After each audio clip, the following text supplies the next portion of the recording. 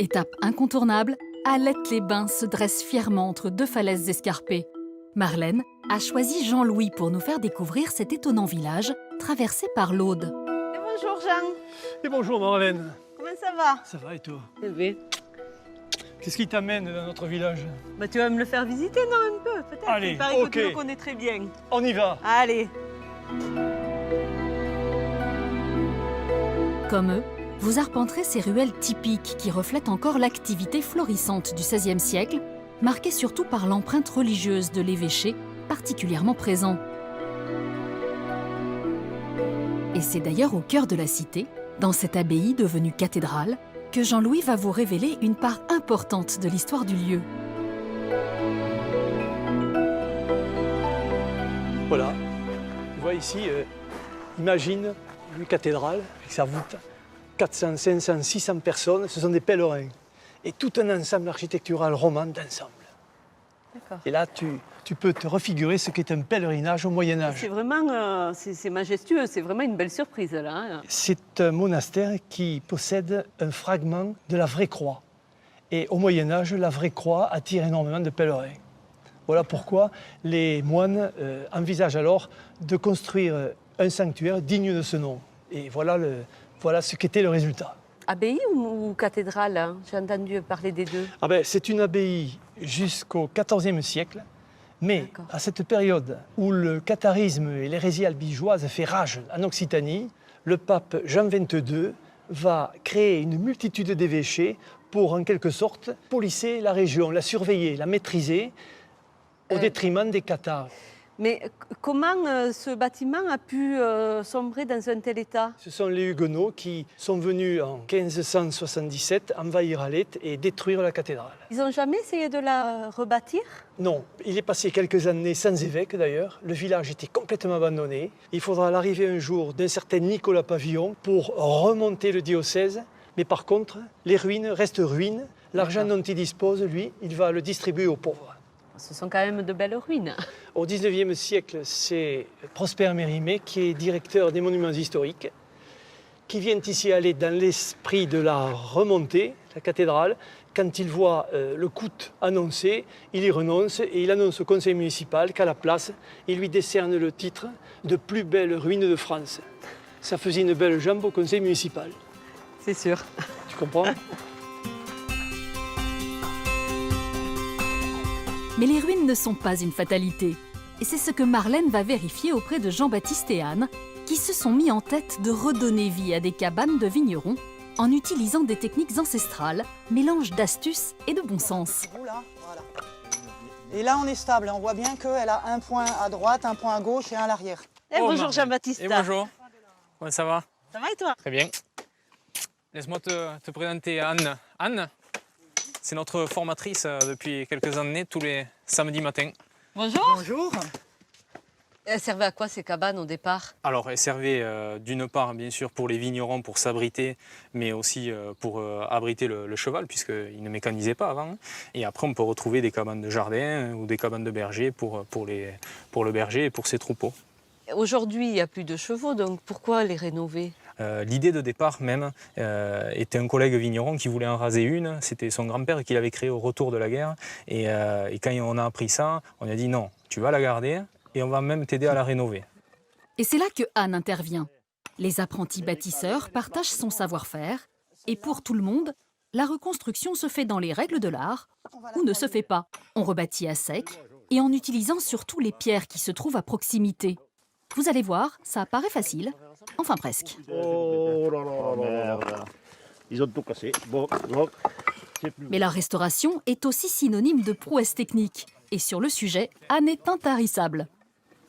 Au départ, la cabane qu'il y a derrière toi était beaucoup plus devant et ce magnifique chêne avait poussé au milieu. Et on s'est dit, on va en aucun cas l'enlever. Mais on a préféré la pousser de quelques mètres à l'arrière. Du coup est venue l'idée de carrément le mettre en valeur. On l'a donc mis au-dessus d'un petit muret de soutènement Et un peu plus loin là-bas, on a ce qu'on appelle l'escalier volant. L'escalier volant, c'est les pierres qui sortent du muret, c'est ça? Un escalier volant, c'est une technique très ingénieuse des anciens qui consistait à mettre une pierre de débordement, un tiers en extérieur, 2 tiers à l'intérieur, de manière à pouvoir avoir accès aux terrasses. Il faut que la pierre soit solide. Tout à fait, bâtir un escalier volant avec du schiste, ça peut être périlleux. Ici, on a un magnifique grès. Et le grès sert à tout. Pour la Seitadou, on empile les pierres et on obtient un abri de berger avec un joli banc, pratique et confortable. Dit comme ça, ça paraît simple. Mais là, il faut imaginer une centaine de tonnes de cailloux quand même. Oui. Ne vous laissez pas impressionner par les chiffres. Ce qui compte, c'est le résultat, évidemment. Allez, maintenant, Marlène nous propose de découvrir un des joyaux de la région. À l'abri des regards, les moines ont déambulé dans ce cloître de l'abbaye Saint-Hilaire depuis le 8e siècle. Et Marlène compte sur Evelyne pour partager avec nous un peu de la sérénité de ce lieu magique. Ça va? Très bien, je te remercie. Il paraît même que cet édifice doit sa célébrité à tout à fait autre chose. Mystère. Il faut imaginer quand même ces moines déambulants, méditants, tournés vers le ciel, vers le paradis. Tu peux me rappeler un petit peu l'histoire de ce lieu? L'abbaye de Saint-Hilaire a été fondée sous Charlemagne vers 780 et les moines partirent 1000 ans plus tard, en 1748, avant la Révolution française. Il y a quelques trésors ici. Ah, ça c'est certain, nous en avons même 2 importants. Tout d'abord le sarcophage, l'œuvre majeure qui est conservée dans l'église, qui est une œuvre en marbre blanc du XIIe siècle et qui rend hommage à Saint-Cernin, l'évêque de Toulouse. Et également, nous avons un beau plafond peint en bois, un plafond à la française du XVe siècle et qui retrace la vie au quotidien, dont sacré profane se côtoyant. Mais je t'ai parlé de trésors, nous en avons même un 3e. Décidément, cette abbaye réserve apparemment bien des surprises. Alors sois prudente Marlène, que je t'entraîne sous terre. Ici, les hommes ont extrait cette roche qui est un poudingue. C'est l'assemblage de galets et de sédiments. C'est comme le lit d'une rivière et ça dénote la présence de l'eau. Ce fameux poudingue est nécessaire au développement de nos vignes, qui fait donc même la richesse de nos vignes, de notre terroir et de ce cépage mosaque, associé à un savoir-faire, celui de nos moines bénédictins, eh bien, est à l'origine de la première bulle. Comment est née cette première bulle? Eh bien, on apprend que les moines, par le plus grand des hasards, découvrent qu'à la vieille lune du mois de mars, donc au début du printemps, démarre une seconde fermentation. Et donc les bulles naquirent à ce moment-là, au début du XVIe siècle. Mais on a la preuve de ça? Nous sommes même chanceux puisque tu trouveras même derrière toi une copie de ce fameux document, un document daté de 1544 et qui atteste de ce premier vin pétillant au monde, qui est la Blanquette. Est-ce que tu sais par hasard d'où vient le nom de la Blanquette? Non, tu vas me l'apprendre. Le cépage dont tu parlais, le mosaque, a le dessous des feuilles avec un petit duvet blanc. Le vent balaie les vignes et donc on voit à l'horizon de grandes étendues blanches. Et donc les anciens disaient, appelaient ça les blanqueires de l'Occitan, ce qui a donné le nom de Blanquette. Voilà donc le secret de ce vin pétillant qui ravit les palais les plus fins, un peu partout dans le monde.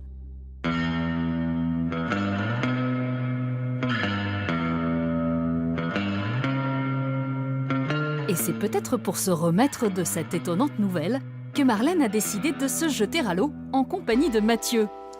Bon, ça va Marlène? Ouais. Ouais. Bah, tu sais, pour moi, c'est une découverte là. Bah, J'ai ouais, jamais écoute, fait, donc dis-moi. Hein. On a assez d'eau là pour y aller ou pas? On va descendre tranquillement, ça va passer tout seul. Bon, tranquillement quand même. Hein. Ouais, tranquillement, t'inquiète pas. Allez, on y va, on paye.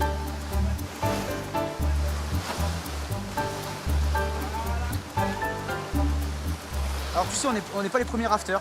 Hein. Il y avait du monde déjà sur l'eau bien avant nous. C'était les carassiers avec les carasses qui descendaient le bois en fait. Hein, ici, il y a beaucoup de forêts, tu vois, tout autour de nous là.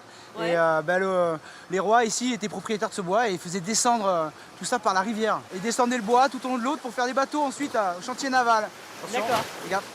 Voilà. Ça c'est les gorges de Saint-Georges, tu vois là. C'est magnifique. Magnifique. Calcaire partout. Allez. Bah, tu vois, on peut remonter les rivières, hein. Il y a des contre-courants. Ah ouais. C'est là où on est là. Je pensais pas. Comme les poissons là. Hein, t'es la truite Fario là, c'est la truite des rivières qu'on a ici là. Et tu t'attendais pas à ça ce matin en te levant? Non. à faire la truite. Tout ça, ça a été façonné par par le fleuve Aude, ça monte très très haut. Ouais. On peut arriver jusqu'à 300 mètres de vertical. D'accord. Hein, après, il y a des décalés, mais C'est vrai que quand on passe en voiture sur cette route, déjà c'est assez impressionnant, mais alors là d'être vraiment en dessous... C'est effectivement une autre façon de découvrir les merveilles de la région. Comme Marlène, vous poserez un regard très différent sur les richesses de la nature. tu vois la petite fleur violette là, et blanche, et sur la berge là.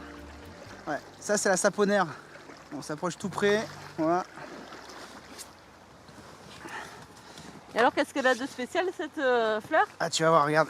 Voilà la saponaire Marlène, tu vois. On peut faire une expérience si tu veux. Ouais. Hein, on va la faire tous les deux. Tac. Donc on prend les pétales, les bulbes.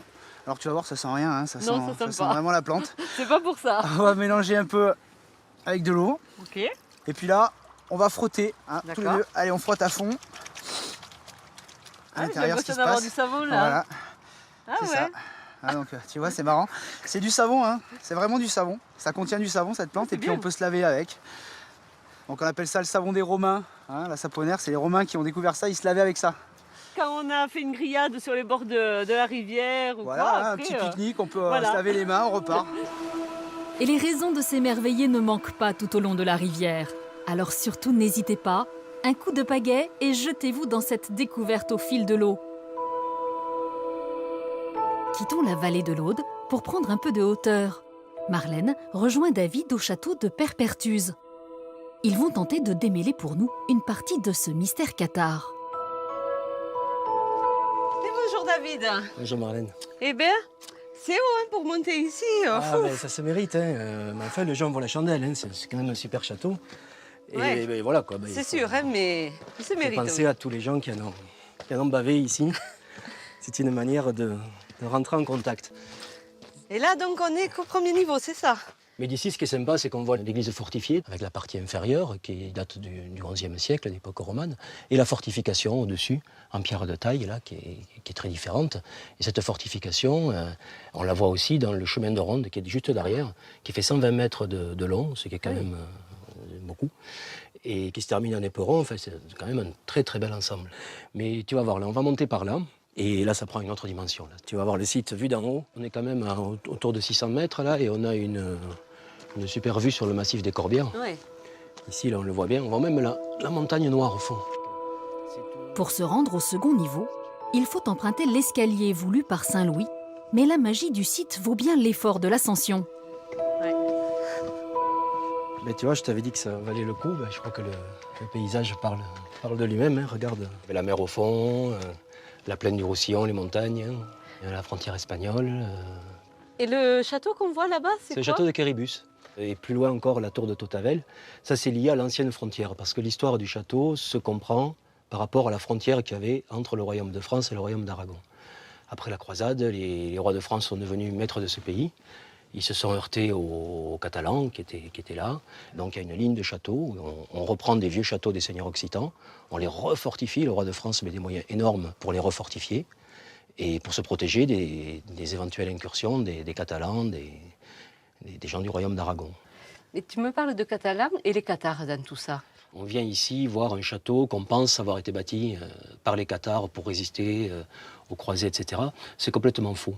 Les Cathares sont des gens qui étaient présents dans ce pays comme ils étaient présents dans toute l'Europe. C'est des gens ce qu'on appelle des hérétiques, qui ne sont pas d'accord avec le pape. Ils veulent revenir à une religion beaucoup plus simple, très dépouillée comme au temps des premiers chrétiens. À un moment donné, dans ces territoires qui les accueillent, les territoires toulousains au sens large, dans ces territoires qui les accueillent, on les chasse par une croisade, on appelle la croisade contre les Albigeois. On crée même l'Inquisition pour éliminer les Cathares, c'est créé contre les Cathares. Quand il y a la répression, les Cathares, les religieux Cathares, fuient dans ces régions-là qui sont encore assez préservées et vont être hébergés dans des villages ou dans des châteaux tenus par des seigneurs qui les aiment bien, qui sont sympathisants en tout cas. Donc en fait, le château, il n'est pas né cathare, il est devenu. Alors il n'est pas devenu cathare parce qu'ils ne l'ont pas bâti, ils ont fait que passer, ils ne sont pas restés longtemps. Hein. Les Cathares, il y a eu un moment où ils se sont réfugiés ici. C'est surtout au XXe siècle qu'on a voulu imaginer que ces châteaux étaient des lieux cathares, plus ou moins mystérieux. Enfin, on a voulu coller beaucoup de choses là-dessus. Par contre, la notion de pays cathare, elle est vraie. C'est tout le territoire qui a été marqué par les Cathares. pas simplement ces châteaux. En plus, ces châteaux, comme je disais, dans le cadre de la frontière, ils ont été rebâtis par le roi de France. Donc, entièrement reconstruits. Tout ce que tu vois là autour, tout ça, c'est l'œuvre du roi de France. Donc ça fait partie du mystère cathare. Alors, le catharisme, c'est une histoire passionnante, extraordinaire, qui couvre un territoire immense. Ça fait quelque chose de très, très intéressant, tant sur le plan spirituel, religieux, que sur le plan historique. Tout ce qui s'est passé dans l'Europe entière, c'est vraiment très, très intéressant. Et notre pays a été au cœur, à un moment donné, de cette histoire-là. Cet épisode de l'histoire est assurément une des bonnes raisons de découvrir cette partie de l'Aude et d'en profiter pour apprécier toutes les merveilles qui jalonnent cette magnifique vallée.